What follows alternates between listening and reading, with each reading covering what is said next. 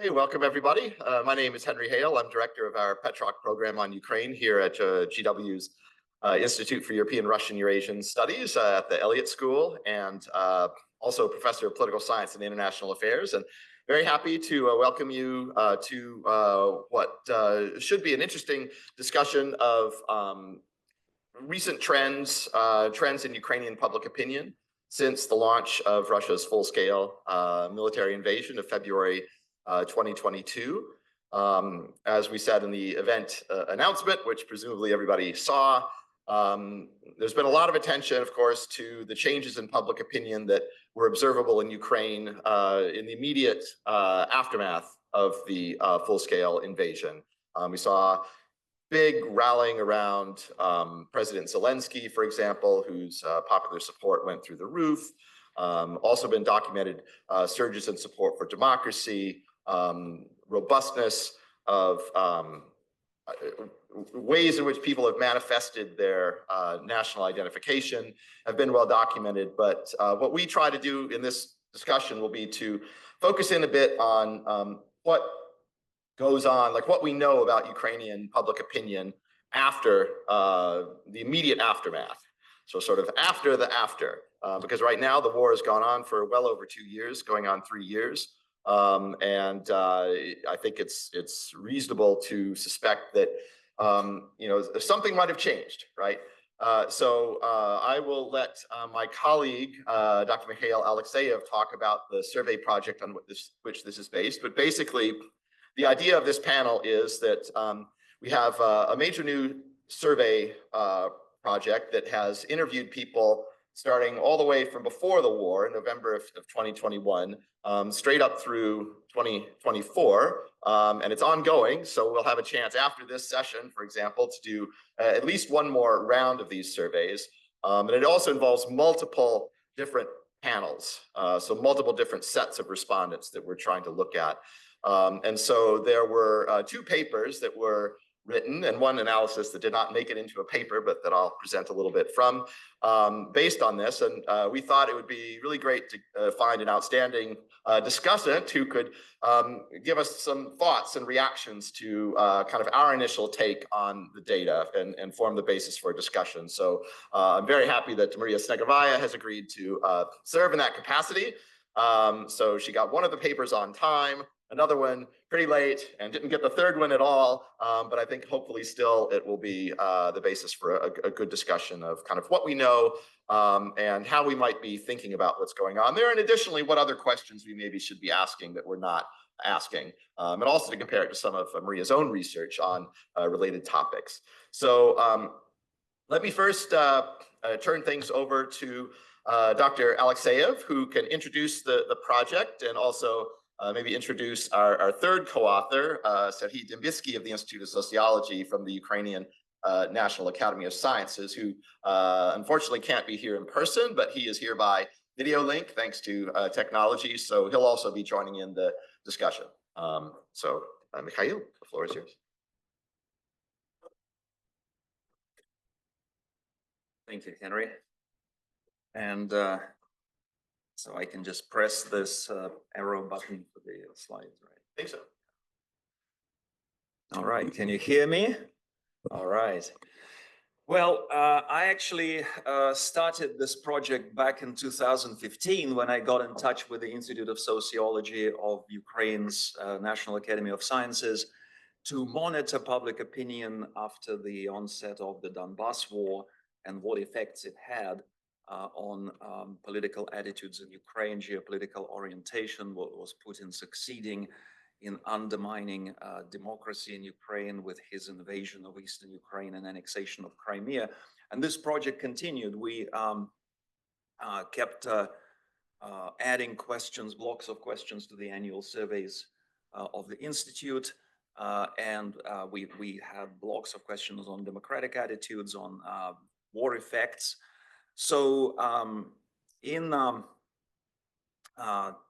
November 2021, that was the last one of those surveys, and then the war started.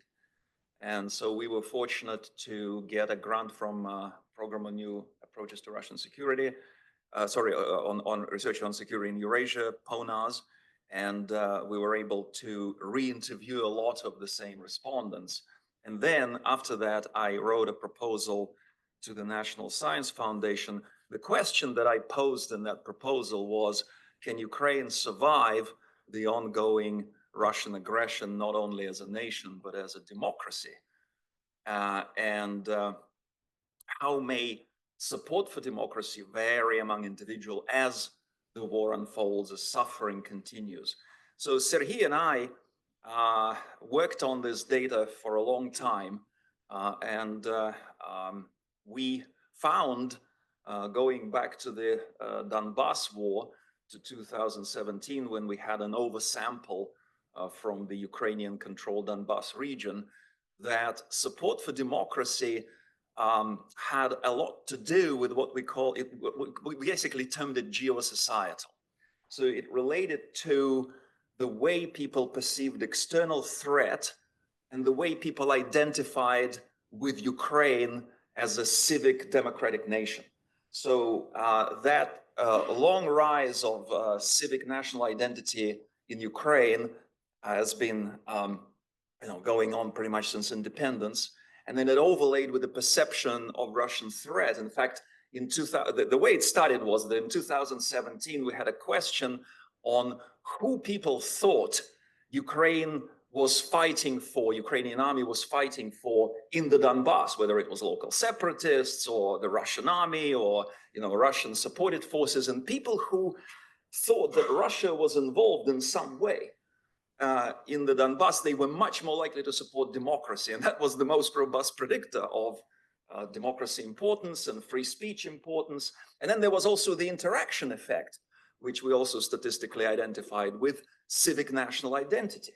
And those were that duo was the kind of top two predictors. So we asked, therefore, here to what extent, so we know why that surge of democracy happened. We looked also at the panel data from the first two surveys, 21 and 22, and we found that in fact the onset of the war was the biggest predictor in its own right of the surge of democracy compared to all other factors. So that's the kind of geosocietal logic. And so here in this paper, we decided to see, well, does it hold up as the war continues? Because we have now several more survey waves. And here we analyze predominantly the ones from 2023, from 2022 through mid-2023, through the end of 2023 and 24. Our key findings, that we formulated them as hypotheses, but I'm going to give them to you straight away as what we found, was that actually experiencing personal losses, such as property, losing friends, family, actually boosts support for democracy. People who experience loss, they're more determined to defend democracy. It's almost like when I went for a run today and I looked at the Gettysburg Address at the Lincoln Memorial on the mall, the last words on, that honoring, and how can we not, support this free nation when we honor the dead? I think it kind of comes through here. A reliance on news sources based in Russia. We had those questions in 2021, and people who said back then that Russia was one of their main news sources were still, because we could track the same people over time, they still were actually less likely to support democracy, which we associate with the fact that if somebody said that they're less likely to see Russia as a big threat. And then also we found that those who believed the war would last longer would be were more supportive for democracy. Finally, it's strongly related, very strongly related to support for the European Union and NATO, which was one of our big kind of theoretical arguments for the geosocietal logic, is that we basically are talking about kind of in-out group categorization at the geopolitical level. So Ukraine wants to be part of the geopolitical in-group with advanced democracies, and that comes through here as well. Now, on the survey, so what we have, so we started with this November 2021 survey with 1,800 respondents, 482 re-interviewed, The socio-demographic characteristics of this sample were pretty consistent over time. And then we had wave 3. This is the last 3 waves were with support from the National Science Foundation. So we did one, we re-interviewed, we were able to get 413 of the same respondents from these 2 waves. And then we had also a new survey with 869 respondents. Now, based on this, we pooled these, and then we started re-interviewing them as well. So as a result, we kind of have 2 panels. We have one panel that goes back, I call it panel 1, that goes back all the way to 2021 before the war. We track them all the way to today. And then we have that additional panel that goes to mid-2023, combining some of these respondents plus the new ones that we track. And then we also had an additional survey in May and June of this year to supplement our findings. And these additional surveys are actually also helpful to see if the substantive findings that we see from the panel kind of hold up, and with the larger sample that has less of a margin of sampling error, and to see whether we lost something as we track repeat respondents. Well, Henry will address that question in more detail later. So we also conducted focus groups, and we had 2 rounds in mid-September 2023 and mid-March. Sorry, it should be 2024. That's an error. That's a typo. It should be 24.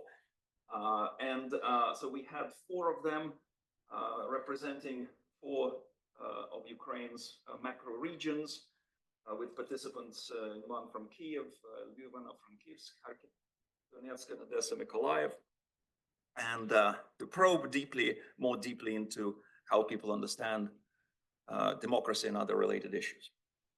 So just to show you what we find through these surveys is that when I say democratic resilience, this is basically the evidence showing there was a big increase from 21 to 22, and the error bars indicate that there is no statistical difference later on in the levels of support for democracy. Our additional survey is also very consistent with that. Now, in terms of how people understand democracy, I did this kind of textual analysis, very simple one. We sort of frequency counts that gives you that kind of word cloud, and also the link association to see what kind of words are more likely to be together within 5 words of each other. And you basically see in all focus groups, you see kind of the same pattern. So when people say democracy, it's not just kind of an empty sort of lip service to the concept. It's meaningful, and the primary meaning is that it's about freedom, it's about expression, so it's about representation, and it's about civil liberties, basically. And you find this, you see that kind of combination of linked concepts and key themes together in pretty much repeats in every region. Now, of course, one indicator of how important democracy is to Ukrainians that came through to me as I listened to live online to each of those focus groups was how hard it was for the moderator to switch to other topics from it. And people really got involved. There are lots of concerns, of course, with democracy. This is wartime. There was the question, should Ukraine have a presidential election? What about the media? What about the right to move? And what about the right to travel? There were all kinds of considerations. There was a lot of criticism. Well, how come, some deputy from Verkhovna Rada took a lot of money, fled abroad? So what kind of representation do we have? This was a very, very big involved discussion. People really care. But at the same time, there was this understanding that the war is going on and fighting the war is also part of support for democracy. So that was this kind of meaning. I will quote you one of the focus group participants from Kiev who said, they were talking about mobilization and how some people, may complain that people could be taken from the street. So she said, if they deliver draft papers to you and you hide, ask who will defend your country. Who? Will that Englishman come, or will that American come and defend your country? We all want to have a democratic, free Ukraine, but how could it be free if there's no one to defend it? So, you have this, again, there is a lot of tension here, understanding of a lot of problems, but also understanding that it's, in essence, an existential fight for democracy and nationhood. So we also find this as my geopolitical kind of thing. We ask participants in focus groups to tell us which countries they believe are most democratic, which countries are most autocratic. And here you actually see clear divide between Europe and Russia. And in discussions where Ukraine should belong, going to Europe was of course the big overwhelming kind of theme there. And you can see the frequencies on the right and made these circles. Now, what we also, so from here, the question is, well, how does this support hold? The question is not so much that it holds, but why it holds up. And of course, when we look at the extent of suffering and deprivation, trauma that the war causes in Ukraine, this is a big question. You can see that how much loss Ukrainians experience over time if we track these issues. So what do we find now? Because this is not like administering a medical drug that has constant effects, but because conditions change, I give you the analysis from one wave to another using linear mixed model analysis, which basically, in a nutshell, controls for both within and between subject effects. In other words, it looks at how different factors stack up against one another, but it also looks at changes over time by different individuals. So whether the change, in other words, whether the change was more attributable to simply the fact that you moved from one phase to another over time, or whether it's due to something else. And so here what you see is, you can see that surge of support for democracy, that kind of geosocial response with just the onset of the war being pretty much the biggest, the strongest predictor here. But then we can see some shifts. We can, when we look at three waves from wave 1 to wave 3, we still see the war effect holding up. But in subsequent waves, you see that that effect goes away. That support stabilizes, and there is no big shifts over time, and so that kind of factor remains steady. But what you see here is civic identity still matters also in that initial rallying phase. But then what you see is the counterintuitively, the experience of personal loss in the war is actually related to stronger support. And then the use of Russian media related negatively to the democracy support, as we saw before. Now, if we add NATO and European Union here, we also see that this is using the change from June 2023 to December 23, January 2024.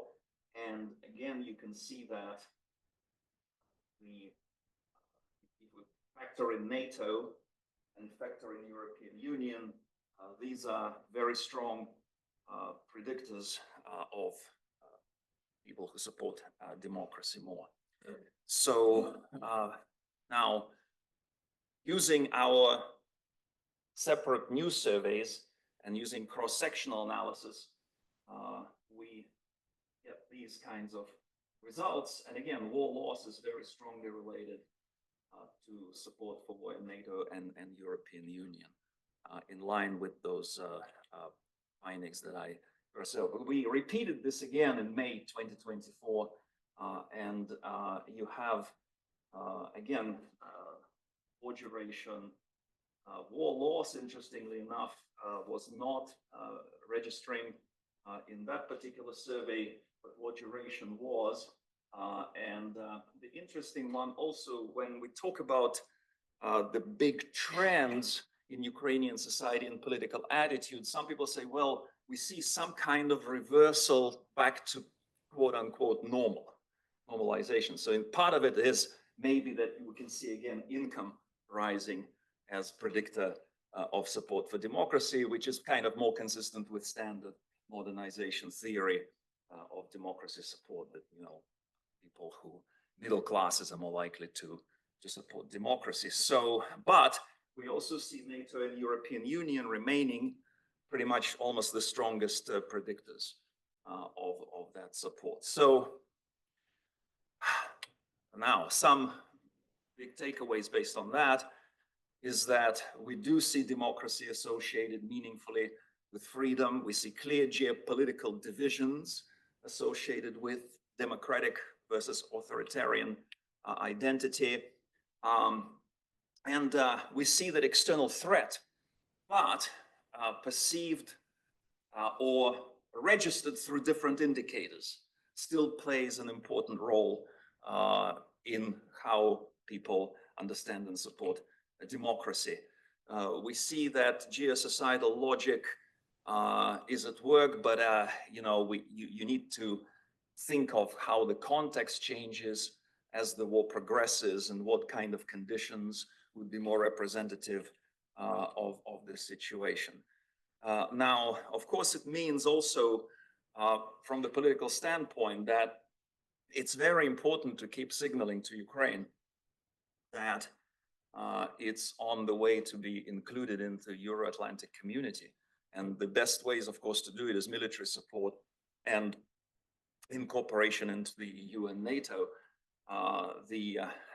There was some alarming undercurrent in focus group discussions with this regard. Some respondents said, well, you know, do they really want us? We see how we fight, see how we die, and we die for the same values that they have, but they're not admitting us. You know, so what's wrong with that? That's the kind of sentiment that eventually poses, I think, some threats both to the ways Ukrainians may interpret democracy, but also geopolitically. You know, if Putin, if the war continues the way it is, and if Putin, Russia, you know, get more gains on the battlefield, and if they achieve their goals in terms of, for example, undermining the regime in Kiev, you know, there can be this kind of backlash, in some ways, even against the West, that you know, the West failed to support us. So that is something that we don't see coming through in the general surveys yet, but this is something that is important to keep in mind and to watch out for based on these focus groups conversations that are not necessarily in the data. And so that's my last point, that Ukraine's democratic resilience should not be taken for granted. In one of those charts that I showed you, the effect of war, that is, change from one year to another, was not significant. But the coefficient sign was negative, even though it was not significant.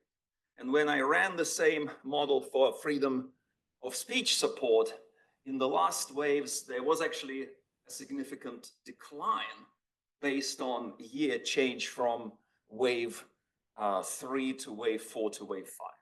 So that's why I'm saying, it's not large substantively. We're talking maybe about 5-6% overall decline in the polls, but still, this is again what I call an early warning sign that is there to watch.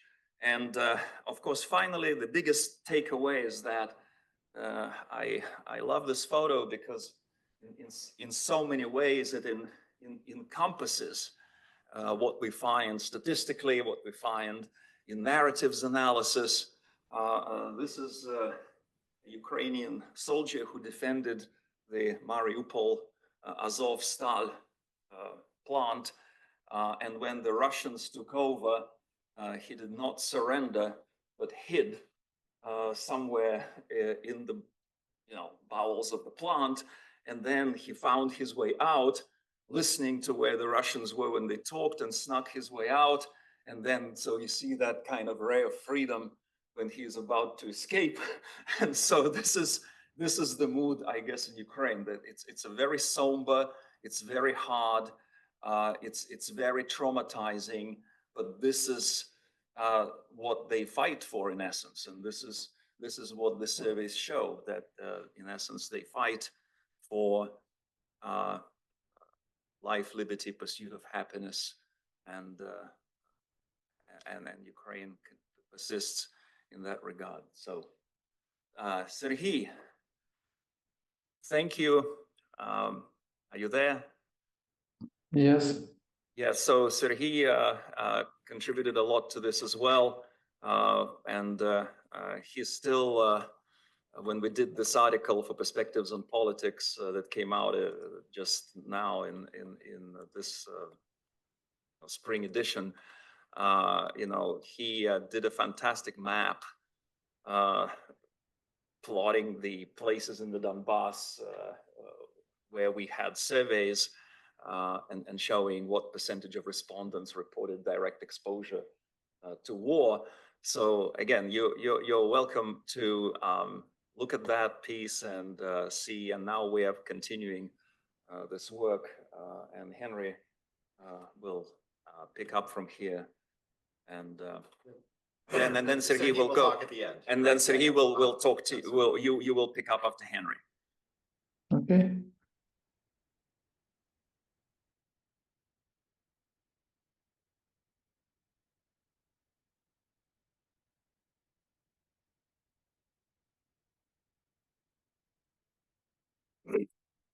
Excuse me. So when discussing survey findings from Ukraine, not only Ukraine, but other countries as well involved in war and conflict, questions always arise about, well, can we really rely on polls? How representative are they? And in Ukraine's case, there are a lot of such questions. Has the war perhaps skewed samples of the population involved? And of course, there are even more fundamental questions that we can't address, but that are kind of conceptual, which is, how should we even conceive of the population that we're talking about representing, given that so many people have moved abroad temporarily or not? So when we're doing a poll of the residents of Ukraine, how do we talk about what this is representative of? Kind of a pre-war baseline, the set of people who are there now. And that raises all kinds of questions as well, because you've had lots of population movement. So one big question that's part of this is, who are we unable to reach after the FSRI's full-scale Russian invasion? So in samples that are taken after February of 2022, are we missing people through displacement? Other forms of, maybe people have lost their cell phones at different points in time, or just for other reasons are not reachable, or movement. For example, people in the eastern regions, Donbass, or not only the Donbass, but also areas around it. But there are also questions about whether people who have certain views may now be, in principle, reachable, but maybe they're refusing to express themselves. And I think when people ask this question, often they are wondering, maybe there are people who, harbor some sympathy with Russia, or maybe have softer views, who feel afraid to express themselves, who are partly expressing this by not responding to the surveys. So I'm not going to address the question here of people who are successfully interviewed, and then are they dissembling or not. But I'm looking at the question of the samples. Kind of through this analysis, can we get insight into, are the set of people that we're able to interview in Ukraine through standard sampling techniques, is it like what's changed about the sample that results from this compared to the pre-war baseline? Because that's important for how we interpret trends, among other things. It turns out that a big panel project like this, I think, can offer a lot of leverage, because one thing that it does is it provides us with a large pre-full-scale invasion baseline population of 1,800 people. And so, whatever biases that may contain, that is what we were able to, the set of types of people we were able to study prior to the full-scale invasion. And then we have attempts to re-interview that same sample after the full-scale invasion. So we can look at who were we able to reach, and who not. And that should give us some idea as to whether or not we're losing certain subsets of people, either people who come from certain regions, share certain demographic characteristics, or maybe harbor certain views. That maybe they might be the ones that would be kind of dropping out of surveys if they no longer feel comfortable talking to researchers. And this is helped in part by the fact that the survey researchers and he and his colleagues, when they're trying to re-interview everybody, this 1,800 person sample, they recorded whether the person was unreachable, or whether they were reached but refused to participate, or whether they were successfully re-interviewed. And so we can leverage this information, I think, to get some interesting insights on, what has changed about survey samples with the full-scale invasion. And so, actually, why is this? Can I get rid of this? I didn't realize that was showing up on the. Yeah, just this kind of task bar, or this. Yeah, okay, there it goes. All right, good.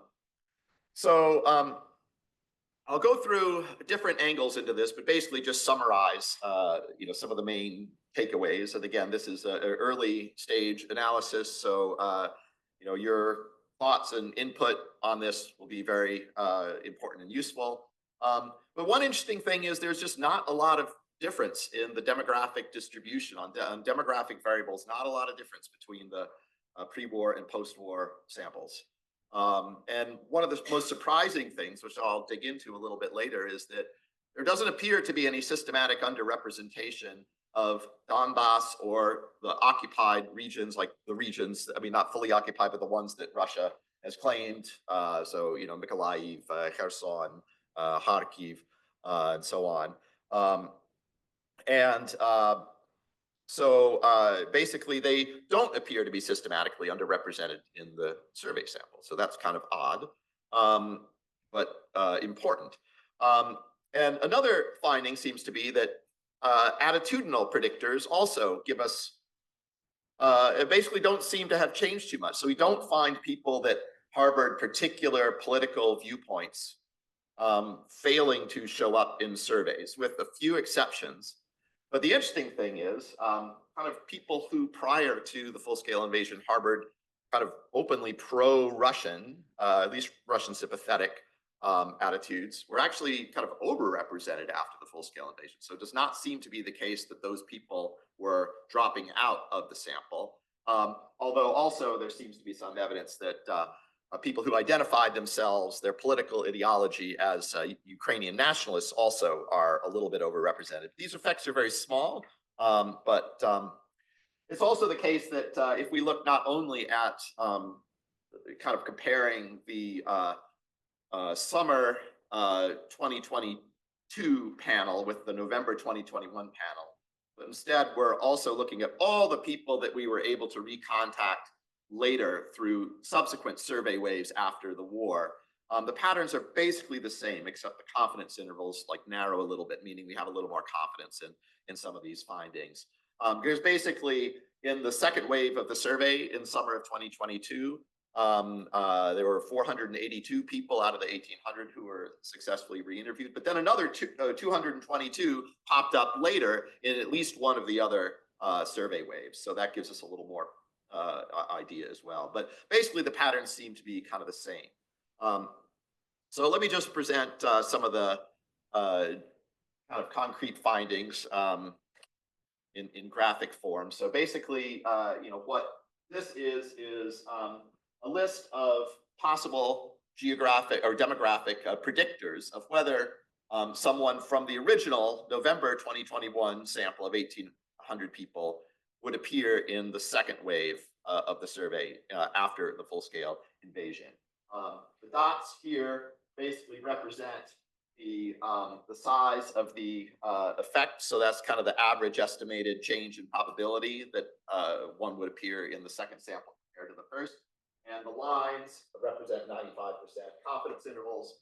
So basically, if the 95% confidence interval intersects this vertical red 0 line, that means there's no statistically significant difference between the two waves. And so what you can see here is that for the most part, the differences are very small, right? There are no kind of big gaping differences. Most of them are not significant. There don't seem to be statistically significant differences between the two samples in this regard, with just a few exceptions. So it seems to be that people living in larger communities, like bigger cities, as opposed to more rural areas, are kind of tend to be a little overrepresented in the second wave, as are people who claim Ukrainian as their native language and say that Ukrainian is the language they speak in their family, but again, very small and kind of borderline significant. And that's really about it there. And then if we look at political views, are there people who, and again, these are all things measured in November of 2021. So what the next slide I'll show you is looks at views that people expressed in November of 2021. And so sees, okay, well, people who had certain views in November 2021, were they more likely to drop out of the sample or remain in the sample than others? And basically, again, we find that in almost all the cases, 95% confidence intervals intersect with 0, meaning there's no significant difference. And so people who are leftists, for example, I mean, if you don't control for certain factors, it does turn out to be significant, right? Like if you kind of don't control for geography or where leftists might be concentrated, but what's controlling for everything else? This controls for demographic factors. So Ukrainian nationalists, again, that's a small segment of the population. I can't remember exactly, but it's like on the order of like 5% of the population identify themselves, right? Are slightly more represented, but so are overrepresented people who think that Russian should be taught in Ukrainian schools. And interestingly enough, people who said they reacted positively to the idea of Ukraine joining the Belarus Union. So they're slightly actually, those people who express those views are actually a little more likely to reappear in the surveys after that point. And so the idea of whether people compromise on the Donbass, there was a question in November 2021 that asked people about their positions on resolving the wars that was going on there at that time, and there was a small share of people who thought that that the DNR and LNR, so-called, should be negotiated with the idea of integrating them into Ukraine somehow with special autonomy, or just cutting them off entirely and saying we don't even want these regions here. But those people don't seem to statistically significantly. They're no more statistically significantly likely to drop out of this wave 2 sample. Another, I want to dig a little deeper into this because one question is kind of some of the findings are surprising, right? So why would it be that we know there's all this population movement, especially in the southeast of Ukraine, where Russian troops are now occupying large parts of this country. So why is it that these people do not seem to be dropping out of the samples? Well, one possibility is that the sampling technique used is like through cell phone, or at least, you know, the contact is made largely through cell phones, right? So they could be reached even if they're different places. But I think one of the other interesting things that comes out of this is that sometimes reachability and willingness can offset each other. So it might be that, like, well, I mean, just the example here that I wanted to give is like people from Russian occupied regions, not the Donbass I consider separately, but this would be like Kharkiv, Mykolaiv, Zaporizhia, and Kherson. People that were in that category in November of 2021 were about 10% more likely to be unreachable. So less likely to be able to find these people. When you did find them, they were significantly more willing to participate. So meaning less likely to refuse to be interviewed or to refuse to participate in the interview. And so I think this does raise some interesting questions, you know, about whether or not, you know, I don't know what's motivating this, right? But you know, one can speculate about kind of the desire people might have to express their views through opinion polls. But we see a good amount of offset. So I'm going to show you just a couple graphs that are very kind of complicated. Unfortunately, I didn't have a chance to kind of get it into really readable form. But basically what, I guess I'll stay near the microphone just for the recording. But what the three different color kind of dots are. So these are the same list of variables. The blue that's basically the probability that somebody that is not reached, whereas the red refers to people who are reached but refuse to participate, and green means that they are actually interviewed. So if we look at say Donbass, right? I mean, you know, in general, there's no one from Luhansk in this survey, but like from the Donbass in general, you know, what we see is that they were a lot harder to reach. Same thing with the other regions of Ukraine that are claimed explicitly by Russia, but they're much less likely to refuse to participate when they are reached. And so as a result, there's really no significant difference overall in their propensity to be re-interviewed in the sample. And so we see patterns like that in a few cases. Anyway, I don't want to go into too much detail here. We can talk about any of these particular results, but I think that's kind of one top line finding from this, at least again preliminary. Haven't really had a chance to vet this, so looking forward to your help in doing that. But we can also see something similar with regard to political viewpoints. You know, for example, the small category of people who self-identify as Ukrainian nationalists, right? They're more likely to appear in the sample, and we can tell that's primarily through being less likely to be unreachable. So they're more likely to be reached. All right. So the last thing, just very briefly, is, you know, one question is, well, okay, well, maybe it would be different for a survey sample that of people who had not been interviewed prior to the full-scale invasion, because maybe people who were already interviewed, they already kind of were comfortable with the process, and so you know, maybe that would make the patterns more stable. So to kind of check that, that's when it's useful to compare the patterns here in the kind of pre-war, post-war panel, right? The group of people who were interviewed and re-interviewed before and after, to the ones to the panel that was just created from scratch afterwards.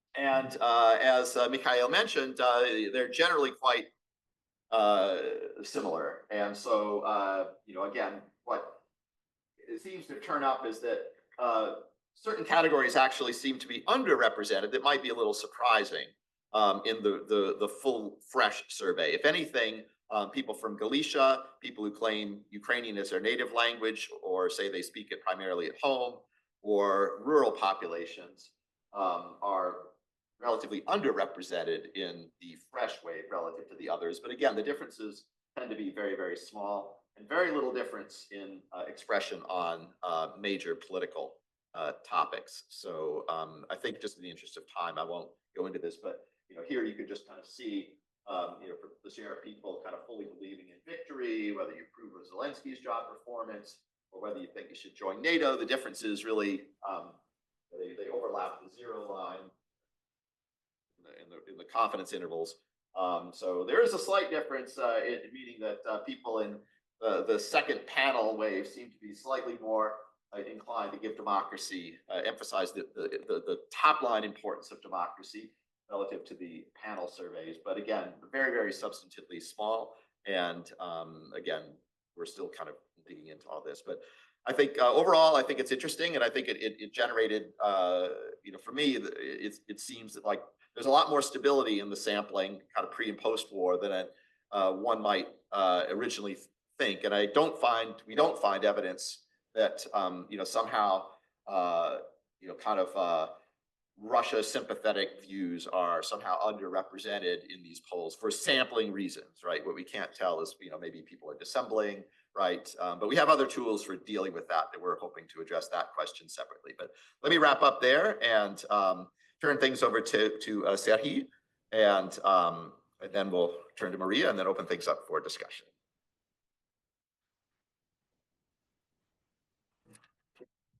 So I will be here in case Serhii needs any assistance.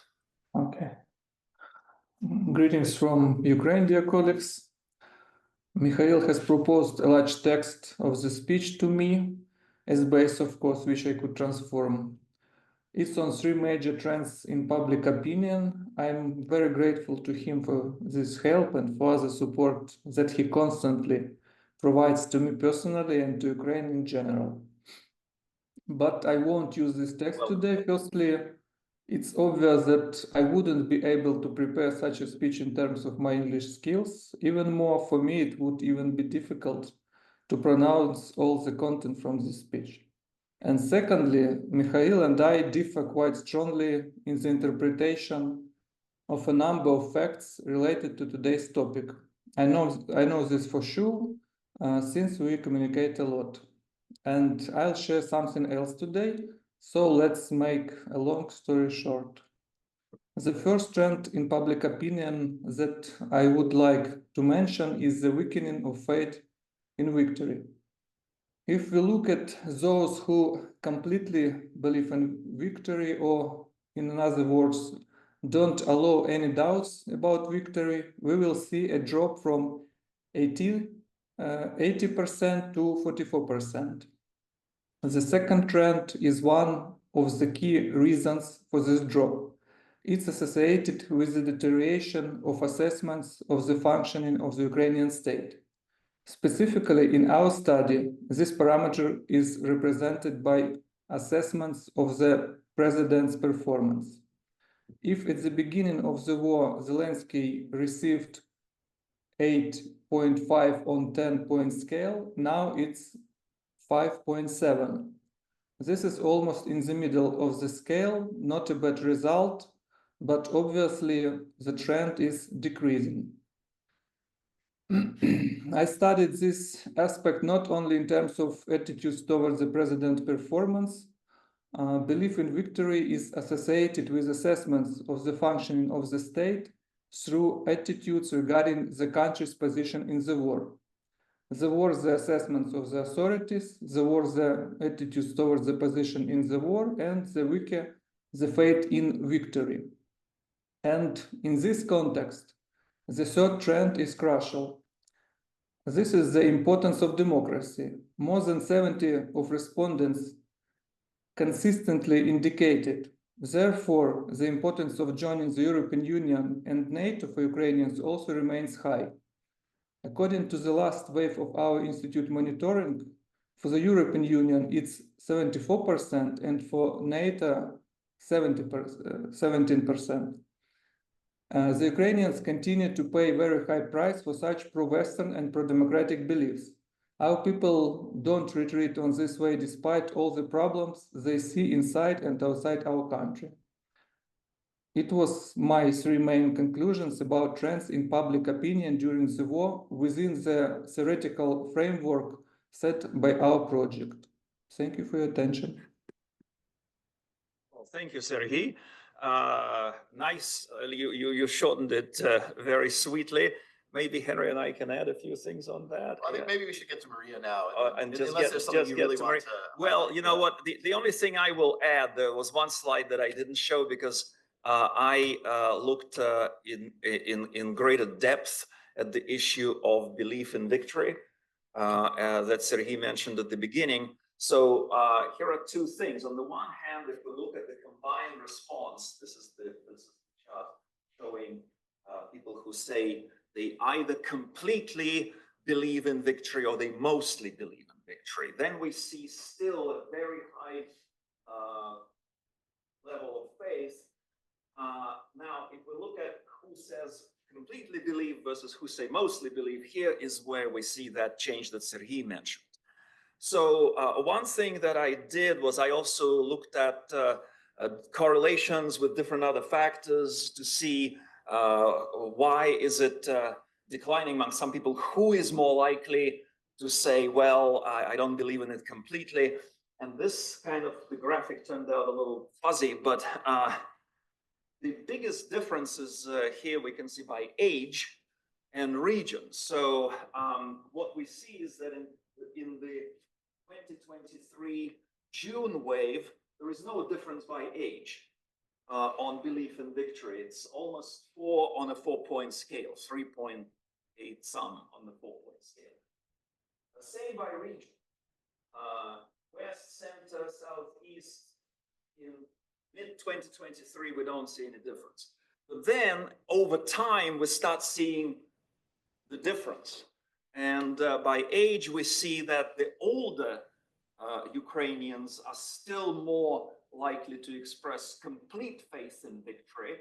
Younger Ukrainians are less likely to express that faith. And if you look deeper at that correlation matrix, it appears that the younger Ukrainians are also the ones who have suffered more war losses. They were more likely to lose property or have their friends or family killed. They also believe the war may last longer. They also say more frequently, and over 60 people don't say that at all, that they're subject to mobilization. So these are the kind of factors that undermine the support. Of course, the interesting thing that I noted by region is, one thing that we mentioned in the paper with Henry that Sergey presented was that we kind of see sort of a new normal establishing. The euphoric levels of support are gone, but they're still very high and enduring. But given all these conditions, and so by region, it again kind of stabilized in our last wave, and so that drop. Then there is this continuity, but at the lower level across regions. So we see kind of regrouping, but at a lower level of so-called support or defense. So thank you very much, Sergey. Thank you. Дякую тобі. Okay, now we're going to have our discussant and then question.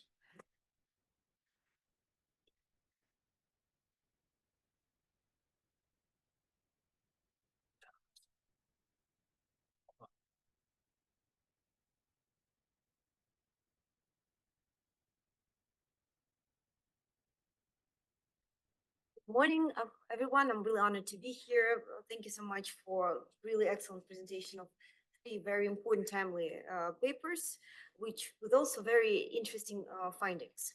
Also, I'm really humbled to be here, as a Russian commenting on the Ukrainian situation. I wanted to maybe bring up a little bit of parallels with what we see in the Russian case, since it's something that I know better of, and also suggest some of the possible interpretations that can be drawn based on the analysis of our esteemed authors. So first of all, it just so happens that together with Columbia University Sveta Petrova, we're doing work on Russian support for democracy right now. And it's interesting that we just done the survey. We're about to launch a conjoint experiment there.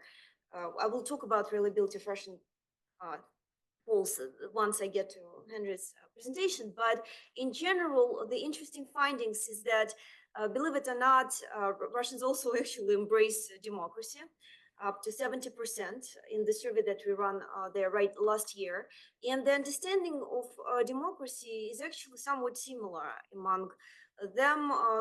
We found that largely positive association of democracy to freedom and openness, rule of law, protection of the individual rights and freedoms. So that's actually quite interesting that Russians in a lot of ways see democracy very similarly to how Ukrainians view it. Having said that, and this is my major comment on the first paper, I do believe my question is, my broader question is what we're truly measuring here is respondents' attitude towards democracy? Or are we really measuring the war? That is because, and here I want to cite John Owen's book, The Clash of Ideas in World Politics. Really, over the many years that Russia, and Putin in particular, tried to get hold of Ukraine, starting with Orange Revolution back in 2004, subsequently 2014, and then 2022 onwards, it has consistently been the fight for two alternative scenarios, right? One represented by corrupt, neo-patrimonial, autocratic Russia, and the other one by pro-democracy, pro-West, pro-EU struggling Ukraine. To the extent that we are measuring the association between war support and democracy, they kind of are the same thing in a lot of ways, because Ukrainians clearly are fighting for democracy and their own freedoms. I think this is kind of maybe a way to, going forward in this analysis, something to look at. To what extent, what does respondents think of when they think of their own identity? What does it mean to be Ukrainian for them? This is the sort of questions that I ask. And how does being Ukrainian differ in their eyes from being Russian? And I would imagine that being a pro-freedom loving citizen would be coming up very consistently in that regard. This is where, by the way, I think that we see income, for example, being positively associated to democracy support may be exactly the same what we see in Russia when we ask them about war support. We also see positive association between income and war. Again, that is because it's not necessarily modernization theory, right? In that regard, it's actually the fact that people feel they lose less from supporting the war, and people who are economically worse off in Russia, they actually less likely to support the war. To the extent that we're really here measuring the commitment to the cause that we're fighting for, it actually makes sense that the income is positively associated to the cause, but the interpretation is a little different here. I wanted to mention John Owen's book in this context, The Clash of Ideas in World Politics, where he looks at the world conflicts. And I think his explanation is very fitting to the case of Russia and Ukraine. His claim is that when regime change occurs in ethnically close societies, you often see the conflict unravel. That is because they, while they have similar ethnic identities, then these groups have very different vision of their political, on how they see the political future, their political institutions. And in that sense, it wouldn't be surprising that we see that being Ukrainian would be associated to support for democracy, because in this case, it goes beyond just democracy, right? It's the, as you said, Michael, essentially this beautiful town on the hill that we're fighting for. But I think it's important to flag that important difference. And that's why we see EU NATO support closely associated to democracy support again, because it's broader than just democracy per se as a set of institutions in some sort of ideal. It's the cause for this war. What else can I mention? From that perspective, as long as people remain committed to fighting this war, it's likely that they will continue embracing democracy, because it's not just a set of political institutions, it's the ultimate future that they're fighting for, and clearly for them it's existential. I would, going forward, once again, in the focus groups, emphasize this particular aspect. What does it mean being Ukrainian? What is it, the ideal future that they envision? We're likely going to see association of Ukrainian identity very strongly to democracy support. In our own work in Russia, we see the opposite kind of being the case. Being strongly associated to Russia, unfortunately, is also linked to war support in the Russian case, except that, of course, for Russia, it's not necessarily democracy that represents them, but great power, right? Patriotism understood as support for the statehood, support for all these grandeur ideas that Putin propaganda was putting forward. And in that case, again, the association between essentially support for the war cause and own identity will find being very strongly to be a predictor of the war in Russia as well. So probably there is a parallel here. Somewhat of like strong, like one of the most moving findings in the paper is definitely the war causes, the war losses. I'm sorry. First of all, how high they get in the several years of the war, right? They jump up, reaching really huge numbers of the population. And you can see that literally almost every family in Ukraine is targeted by the war. The interesting finding is, again, the war losses are associated to higher support for democracy.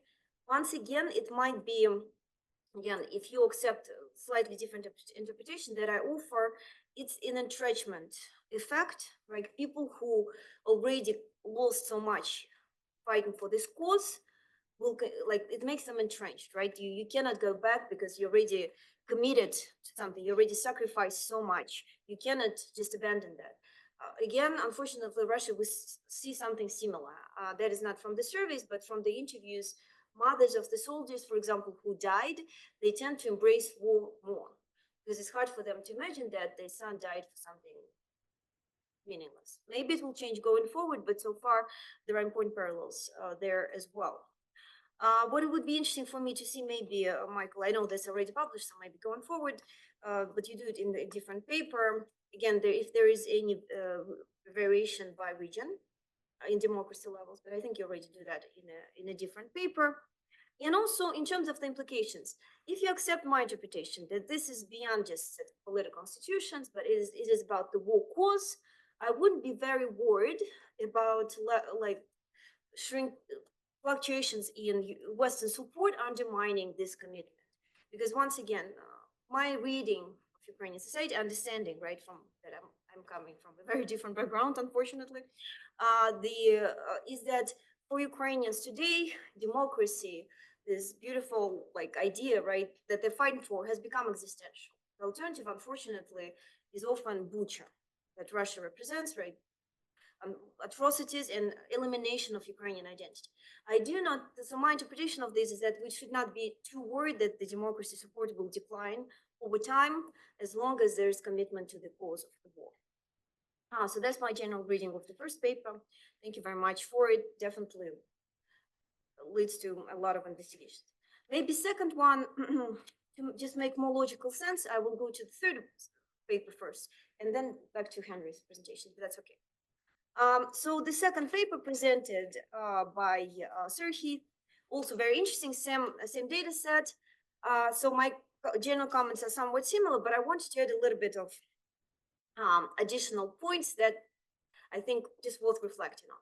First of all, one of the key kind of puzzles that the paper postulates is this duration of this strong embrace for like key ideals like democracy. Essentially, the claim is we see the rally around the flag is already gone, and yet we still see the lasting, enduring support for this like general ideas represented by democracy, pro-EU orientations. My question is, why do we assume that rally around the flag should necessarily only last a few months, for example, right?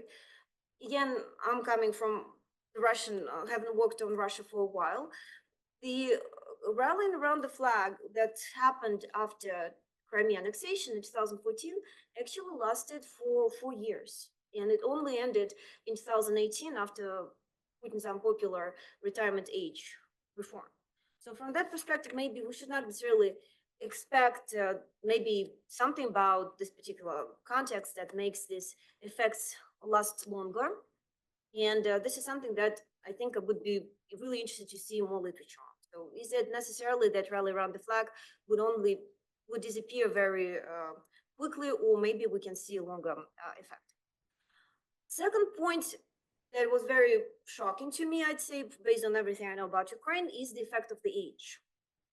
As was flagged, and Mikhail, I think you mentioned that in your last commentary on the slide, age actually is much more positively associated to essentially support for the belief that the war will be successful, right? And in general, this positive vision of Ukrainians' future.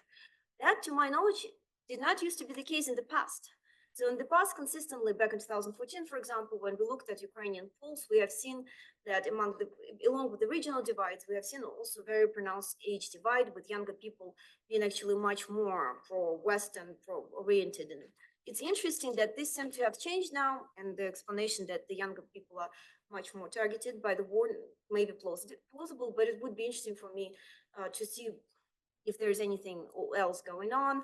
Where essentially are those old people who used to be strong, like more hardcore, like Russia-leaning groups? Are they just gone naturally, or did they shift their opinions as the 2022 started? Are they the most likely like groups that are shifting beliefs? And in general, this takes me to my broader point as to, I think this particular study would benefit from this analysis of who are the people who are more likely to switch their opinions in between 2021 and 2022. Henry's paper on Russian defectors may be really useful in that context. So looking a little bit more at who those groups are that are more likely to switch between 2021, 2022, and from 2022 onwards, I think one of the very, very interesting findings, and I see you already kind of working in that direction, but that would be really helpful to take a look at. Altogether, I think it's a really great papers, and these are really, really important findings and clearly have a lot of policy implications. And last but not least, third paper presented by Henry, again, working on the Russian polls, constantly attacked by the questions about how reliable Russia's polls are. So I'm glad to see that in Ukraine, there are no large reasons to suspect that polls are not reliable. And we see also findings that kind of would like to see. So in that sense, it's good news. Maybe, so I don't have any major questions. Again, it's a little bit even weird that we see some underrepresentations of, say, regions like Galicia, who you'd think will be actually more represented after the start of the war. That was interesting to me to find out. Maybe, again, borrowing from the case of the Russian polls, which, by the way, I also do not think there are reasons to reject. There's a lot of studies that looked into Russian polls after the war, and we do not find major inconsistencies with pre-war polls. So unfortunately, this embrace for the war by the Russian society, there's no reasons to believe that it's largely fake. But one of the approaches in that literature, perhaps that's worth trying here, is list experiments, right? That they try to see to what extent this actual embrace for the war is maybe just driven by socially normative responses, or is it ultimately legit and genuine? I think we all probably suspect it's genuine, completely genuine in Ukraine. And for the reasons that are flagged below, it goes beyond just embrace for the set of specific political institutions. It really is about the cause for the war, existential for Ukraine in many ways. So in that sense, maybe list experiments will help flag that even more. But yes, altogether, my general conclusion is that, interestingly, 2.5 years in the war with very different societies, we actually see quite interesting parallels in the patterns of factors that underline the support for the war and commitment, but also in a lot of ways two countries go in completely different directions, and yet some of the patterns, right, reliability of polls, the commitment to the war, actually show certain parallels. This is also something that's maybe worth exploring, because I think we're also understanding much more about generally what it is to be in the war, what does it mean for the country to be in the war, and how they alter corresponding societies. So maybe the comparative paper would be one also possible extension. Thank you. Thank you.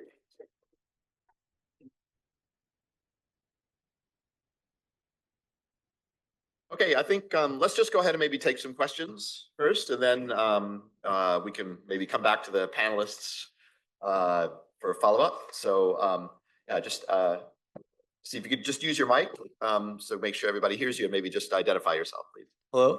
Oh, hi, I'm Ricky. I'm just here because I'm interested in the topic. I did have one question about personal war loss and support for democracy. Were you able to control for reverse causality? So perhaps some families or respondents who are more supportive of democracy are also more likely to volunteer and thus experience war loss. So instead of war loss supporting democracy the other way, is it possible to kind of look into that, or it's kind of difficult to track that over time? Thank you. Okay, great. Other comments, questions? Yes, please. Yeah, I had a question related to. You would just identify yourself, please. Yeah. Oh yeah, Exactly. I'm Peter. I'm also just a student interested in the topic. Whether it's attrition in your panel survey, which is I guess people dropping out, or just in your other things where you like surveyed 500 people. I was curious about the response rate to your survey because I'm not exactly sure. Like in the U.S. you do a phone poll and you get like 0.5 response rate, and sometimes that's even considered good. So I'm wondering for in a place like Ukraine, what do you get for like how many people are you calling or texting, and how many people are actually responding to your survey? Okay, great. Thanks. Let's go, Eric. Hi, Eric McGlinchey, George Mason University. Thank you all for this incredible work. It's so impressive what you've been doing, particularly given the circumstances. Really valuable. I'm a little bit. I guess I'm interested in hearing more about the focus groups, in particular because it came out in all the presentations, but Misha and yours the most. You have this significant variable about Russian news media, which is something that I'm working on in Central Asia. That's why I'm particularly interested in it. And I think the causality that you're suggesting is those who consume the news media are more likely to be the Russian news media to be less supportive of democracy, if I got that right.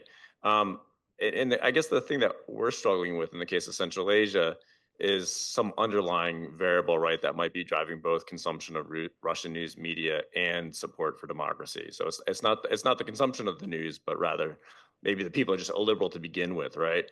And I'm wondering if any of that comes out in the focus groups. If you give us a little bit more causal mechanism to accompany the causal effects that you're showing us. Okay, thank you. Maybe one more question, comment, and then we can have responses, and then we'll have another round. Yeah, I think so. So my name is Kyle. My question, I apologize, I got your but I'm wondering if in your questions of support for the war and continuation of the war differentiated between how the war ends. We support the war and get this, we're okay with it ending. Both for Ukraine, what are the minimum requirements for the war to end? Great, thanks. So, I mean, Mikhail, do you want to lead off response, and then maybe, like Serhiy, maybe could talk about the survey sampling. Well, actually, I was Yeah. maybe going to invite Serhiy Yeah. to say a few words because we may start with one of the questions posed by Maria, our discussant, and she said, what does it mean to be Ukrainian? And I know that Serhiy, he's also the deputy director of the Institute of Sociology now. And they conduct a lot of other surveys. So I don't know, Serhiy, would you like to comment on that a little bit? What do your work and what's your personal view like? What does it mean to be Ukrainian? Будеш допомагати мені з перекладом тоді. Okay, I will interpret. Ну, питання, що бути українцем, це таке питання, яке ми насправді не досліджували, але мені точно відомо, що українська нація, вона є дуже різноманітною, соціально гетерогенною, тому якийсь усереднений такий образ побудувати просто не вдасться нам. It probably will be impossible to create some kind of uniform image of like a typical Ukrainian because Ukrainians are a very socially heterogeneous nation. And we have not studied that question, exactly specifically the way you formulated it, but based on the work we do and on the data we collect, otherwise, that's the conclusion. Ну, ще можна додати важливий момент, який цей тренд почався ще до широкомасштабного вторгнення. Це збільшення кількості респондентів, які перш за все вважають себе громадянами України. І це ще підсилилося після вторгнення, але зараз трошки йде пониження. Тобто ми досягли десь 80%, а зараз це 75%. Це люди, які перш за все в такому політичному значенні вважають себе громадянами України. Yeah, there is one question that the Institute tracks, and we have it in our data set as well. And the people are given a list of options. Who do you consider yourself to be first and foremost? And there's a range of various options, a resident of your city, town, former Soviet Union, citizen of Ukraine, member of your ethnic group, member of your region. So those who select citizen of Ukraine, that number had been growing on for a long time before the full-scale invasion. We saw it rise significantly after the full-scale invasion. Now we see a slight decline in that, but it's from about 80 to 75%. So it's at that level. And that's given a range of all different types of identities. So it shows the dominance of civic identity in self-identification, right? Okay, I added that last part from myself. Go ahead. Okay, thank you, Sergey. So I guess we have the answer to that question. Now, there were a couple of other questions on, I guess, reverse causality. Well, the thing is, thank you for actually raising that point. I will double check because we can actually run, that's where the panel data is so good, because you can actually track the same people over time. And based on those three-wave or two-wave segments that we analyzed, it basically doesn't appear that it's the reverse causality, because we see that kind of factor. We see a lot of initial individuals, the kind of loss precedes other attitudes. And if you look at people who suffered loss, for example, from 2021 to 2023, and then how they support democracy from mid-2023 to today, you will see that relationship still there. So that is that question. And then on the Eric's question, actually, Sergey and I almost finished a paper that we're going to submit on Russian, focusing more specifically on Russian media use effects and also on Ukrainian media use effects. How the use of media from the home state versus from the aggressor state during the war affects political attitudes. And I believe, and Sergey and I had a lot of informal discussions on that over Skype. We Skype very often, almost every day, every other day. And so when we brainstormed your question, our response was basically that it's a combination of two things. On the one hand, you cannot rule out that people have those views because they get certain content, right, from the news stream. On the other hand, there is a certain predisposition. People of certain, and it may be the kind of combination of factors that you cannot isolate and test for individually, but it can be a combination of, say, region, education, age, personal experience, connections, family connections, across states and so on.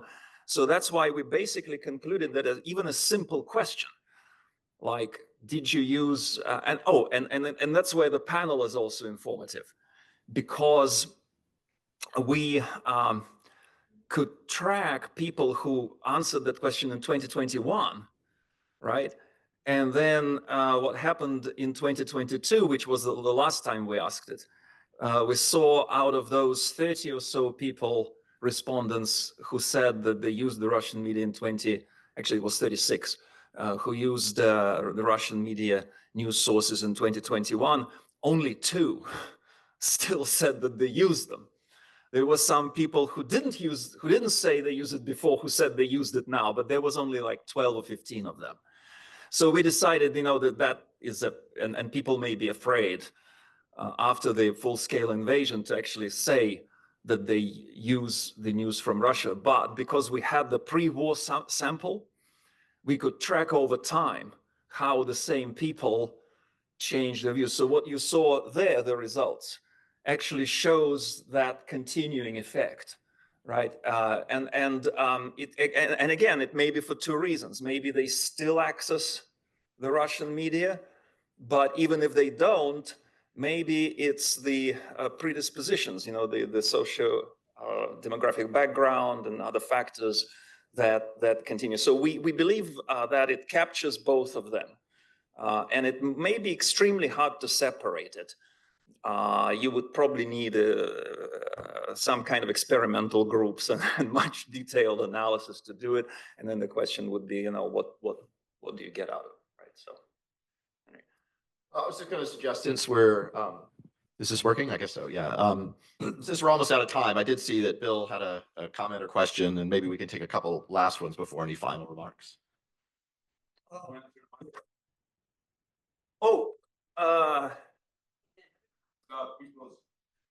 Oh, yes.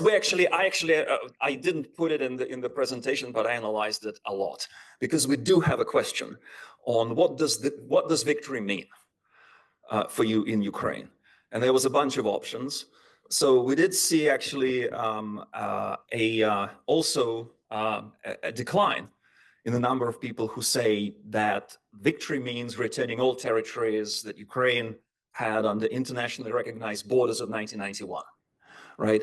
But on the alternatives, there is quite a split, so it's not the kind of issue, if I can see why, for example, Moscow would press all kinds of peace proposals and negotiations, because they see how it can potentially destabilize Ukrainian society. Because if you actually ask that question in Ukraine, if you put these preferences, then those 30 or so % who say, well, maybe victory would be sufficient without returning all territories in the 1991 borders. Then some want all territories except Crimea, some want all territories except Donbass, some want only the territories that Russia occupied after 2022, and some are okay with, okay, we can win by just simply holding on to what we control now, right? So there would be quite a split on that, pretty even split. And the interesting thing is that that age factor that I mentioned for victory kind of works in reverse on the willingness to just keep what Ukraine has now. Younger people are more supportive of that, slightly, Let's try to work. So that I hope answers some. Run out of time. Yeah, thanks. Just quickly, Bill Hill from McKinnon Institute. I, like Dr. Snegova, as I listened to your presentations, it sounds to me like you're also measuring support for independence, sovereignty, self-determination, and nationhood, and hard to disaggregate. Maybe in reading the details in the papers, it would be easier. But I'm just curious, and the sense that support for democracy can be a very broad term. What in the focus groups and the answers to the questions, what did those who did not support democracy favor? Was there any indication? I mean, how does this? Where are they going if they're not for it? I mean, we only have a couple minutes left. I mean, do you want to take that? That's. Well, do we have one more question? Oh, yeah. Okay. Yeah, please. Yeah. Oh, Okay, let's do. Okay, we have 2. Yeah. Then. That's great. Great. Yeah. Sometimes it's more important to hear the questions than the Yeah. answers. Yeah, thank you so much for speaking. You mentioned earlier about how a lot of Ukrainians are galvanized by the support and the idea of being admitted into the EU and NATO, but you also mentioned the fact that the kind of signaling from the EU and NATO and the US and Western powers has been kind of rocky as the war has gone on and it's become more stagnant. Do you think, in terms of post-war outcomes, how would like the geopolitical situation change across in Ukraine or, for example, other EU potential member states like in the Balkans where there's a significant Russian influence that might see, Ukraine being immediately granted membership into the NATO or EU after the war as, they would be resentful of that. I've seen in a lot of Serbian and Montenegrin media, a lot of, pro-Russian influences have been perpetuating that kind of ideas, and that we've been in the same status for however long, and all of the conditions are essentially the same. But, if they were to be granted it after the war, it would change the people's thoughts on that. Melinda. Yeah, thank you so much. Melinda Herring from the Atlantic Council and Razem for Ukraine. I was really interested, Misha, when you said that there's an alarming undercurrent and that you see more and more anger sort of growing towards the West. And I would encourage you to keep pushing on that in any additional focus group research. I hear that coming out in a lot of conversations as well.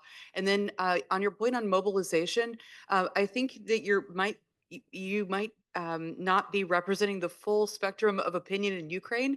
The Economist has some really good data that shows that support for mobilization is really age dependent. And I think that's a really important point.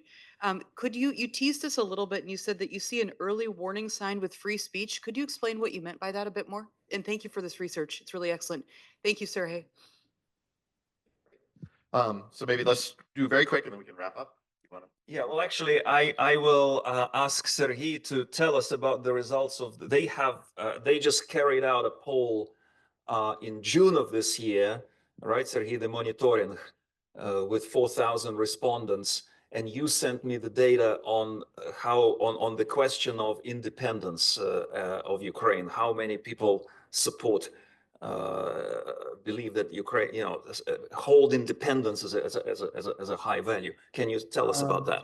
Ну, трохи інше питання було. Дивіться, те, що я сказав, що в нас спостерігається погіршення оцінок функціонування держави фактично, тобто погіршується фон громадської думки, але при цьому залишається дуже високою цінність української державності. У нас було питання, наскільки важливо особисто для вас є існування незалежної української держави. Це була 10-бальна шкала, і там майже 90% – це 10 балів. Тому, дивлячись на те, що існує такий скептицизм і негативізм соціально-політичний, але цінність держави залишається надвисокою для громадян. Yeah, so even though trust in institutions decline, as we saw, but on the question of how much do you value the independence of the Ukrainian state on the scale of 1 to 10, 90% or so answered 10. And so that remains, and I think it's a very important part of everything we talked about, of support for democracy and resilience and things like that. That to me is the kind of litmus test of whether those negative trends that I mentioned, how dangerous they are or how far they may go. So that's like the bulwark, that's the guardrail for other things, I think. Okay, so what you want me to continue? Thank you, Sergey. Now, the question, and we have one more question? Well, yeah. Or shall we just answer that? I think maybe we'll need to leave the rest for informal discussion just because Okay. time, but all right. Go ahead. I mean, you could respond real quick now and then let's. Well, I guess the answer to your question will basically depend on how the war ends. I mean, I can see when I look at the rhetoric from people like Fico in Slovakia or even Orban, I think, and Fico, I think, expressed it very bluntly. He basically, the reason why he opposes Ukraine moving toward EU and NATO is because he's afraid that then NATO may come under attack from Russia and then they would have to fight directly against Russia. So again, it all depends, I think, on the degree of Western military support to Ukraine. If Ukraine is able to push back, if Ukraine is able to, maintain its sovereignty, territorial integrity, and that would be a long haul because, Putin will basically have to realize that he has no capability to push any further. If that goal is achieved, then we will have a much different scenario. If Russia prevails by achieving its so-called objectives in Ukraine, then it also will be a very different scenario. So, Thank you very much. first of all, something important, right? We did definitely, I think I'm sure, really impressed by endurance and commitment of the Ukrainian nation to the cause. So thank you very much for flagging that. That's one of the reasons why this work is so important. Two things that jump at me. I think, first of all, to follow up on what's been said, you need to do fact analysis of what democracy correlates. I think you will see that EU, NATO, and sovereignty, all of them are strongly correlated. They're not necessarily predictors, they're correlates. And then see what is that big factor is predicted by. I think it's important that stands up. Also, I would dig deeper as to that same question, what being Ukrainian is. You mentioned that civic identity is a very strong element of being Ukrainian, but civic identity and democracy are practically the same things, right? So in that sense, I think we're up to something very interesting here, partly because Ukraine is really coalescing around something, certain vision of the future. And as the joke goes, it's no longer the question about whether Ukraine should join NATO, but whether NATO should join Ukraine, as I hear is going around Europe. Last but not the least, I think that age is something's very interesting happening to the age, which used to be actually a predictor of more pro-Russian position. It seems that these groups now switched, but the interesting position is that I would warn about these groups potentially being more flexible, given at what you said about the war options, that looking at the age, specifically all the age groups, I think is a very interesting possible dimension of this project. And thank you once again. Okay, thanks. So maybe I'll just wrap up by saying, I mean, I think some of what we're seeing here is, I mean, as Mikhail alluded to, it's that there's I think a growing confidence in Ukraine that a lot of people can kind of speak their mind on a broader range of issues without threatening the national cause.